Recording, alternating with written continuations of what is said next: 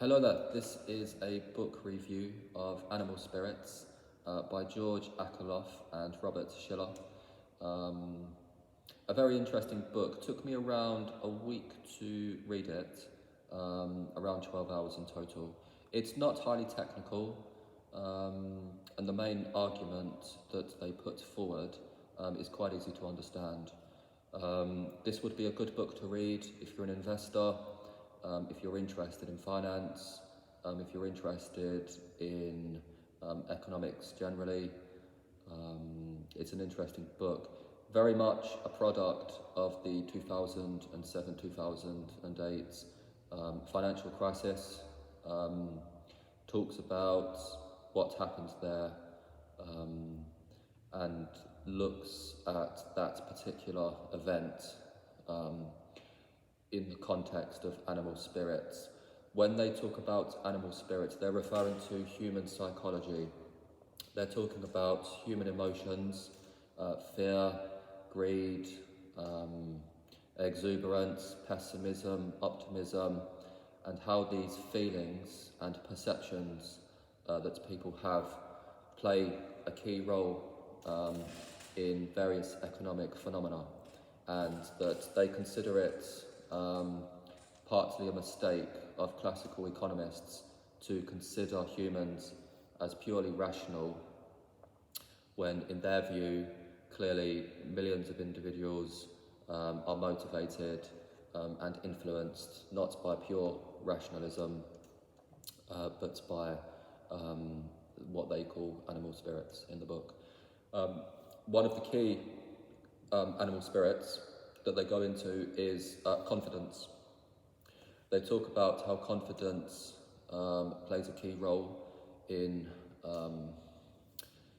the growth rate of an economy, how economies perform, and conversely in how they play a key role in recessions. They talk about the Roaring Twenties and the Depression, the Great Depression of the 1930s. President Roosevelt famously said, "The only thing we have to fear is fear itself," and what he was referring to is the same thing that the two authors of this book are referring to, is that human emotions themselves can perpetuate and reinforce negative things to happen, even when there's no substantial or concrete or real problem. It's that the perception of humans and their beliefs are crucial in explaining how well companies and countries do. So that's a key point they make in the book. They also talk about trust, and that it's important for humans to trust institutions and possibly the company that they work for, and that has a large impact on how much effort they put in and their willingness to work and be productive. If there's a lack of trust, often that is accompanied by division, political problems, and that can manifest a larger problem down the line. So human perceptions of fairness, how well they're treated by others, by employers, for example, that has a direct bearing on their behaviour. So for example, in the Roaring Twenties, when everyone was optimistic that the stock market would continue to go up, that the American economy would continue to perform as well as it was in the 1920s, that led to people consuming more, buying more, and then companies producing more because they're selling their goods and services, and that they're more likely to employ people. But as the stock market started to decline, the psychology goes into reverse. So people stop buying, or rather they buy less because they fear unemployment, which may come about as a result of companies not being as profitable and needing to lay people off in order to balance their books. And so you create a self-perpetuating cycle of downwards decline. And they go into detail about that. They talk about the dot-com bubble that came about in the late 1990s, lots of internet stocks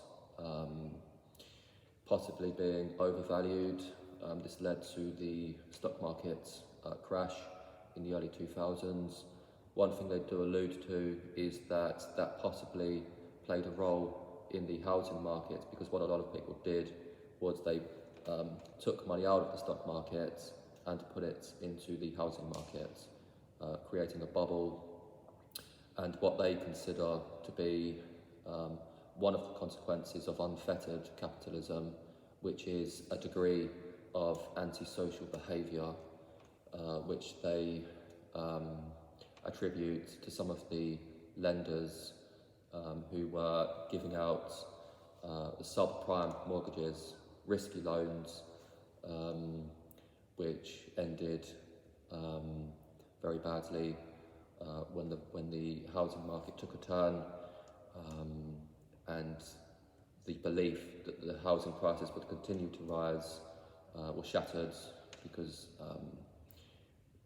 when things are going up, this is one of the points they make in the book, when things are going up, people begin to believe that they will continue to go up, and they stop thinking skeptically and rationally, and when that fantasy, if you will, begins to wane, then the opposite begins to happen, where people think, oh, the housing prices are starting to come down, therefore I will sell. Other people see sellers and those billboards or those, for sale signs that were up clearly in a large number of areas and were clearly visible in 2008. They will start to sell as well, predicting that the housing prices would come down, and so you get these quite steep and quite abrupt cycles, which don't follow purely rational trajectories. So this is quite interesting. One of the things the two authors advocate in the book is that the government should play a role in ensuring that the excesses of unfettered capitalism do not become such that there are crises, that they simply don't allow crises to occur. And also, they also put forward the idea that the government has a role in increasing confidence, that in times of recession, possibly the government can use stimulating methods, reduction in taxes, for example, or central banks increasing the money supply, in essence, and this bringing confidence and reassurance back to people.